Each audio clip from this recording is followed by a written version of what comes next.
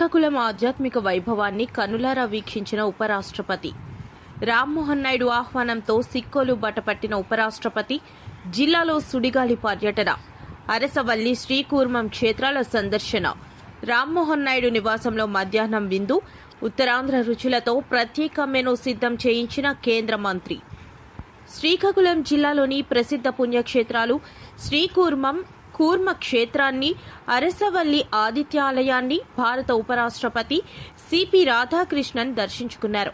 విశాఖపట్నంలో ఆంధ్ర యూనివర్సిటీ శతాబ్ది ఉత్సవాల్లో పాల్గొనడానికి విచ్చేస్తున్నారన్న సమాచారం మేరకు ఆయనను శ్రీకాకుళం జిల్లా పర్యటనకు కేంద్ర పౌర విమానయాన శాఖ మంత్రి కింజరాపు రామ్మోహన్ నాయుడు ఆహ్వానించారు. ఈ మేరకు సోమవారం జిల్లాలో పర్యటన చేపట్టిన ఉపరాష్ట్రపతి జిల్లా ఆధ్యాత్మిక, సాంస్కృతిక వైభవం పట్ల హర్షం వ్యక్తం చేశారు.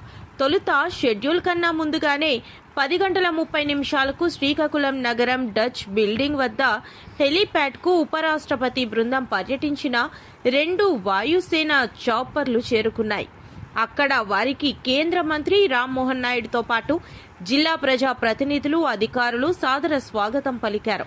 అక్కడి నుండి నేరుగా శ్రీకూర్మం చేరుకున్నారు. ఆలయ మర్యాదలతో ఆహ్వానం తరువాత శ్రీకూర్మనాథుణ్ణి ఉపరాష్ట్రపతి దర్శించుకున్నారు. కూర్మ క్షేత్ర వైభవాన్ని అర్చకులు వివరించారు. అనంతరం తీర్థ ప్రసాదాలను, చిత్రపటాన్ని అందజేశారు. ఆలయ పరిసరాలను, తాబేళ్ల పార్కును సందర్శించారు.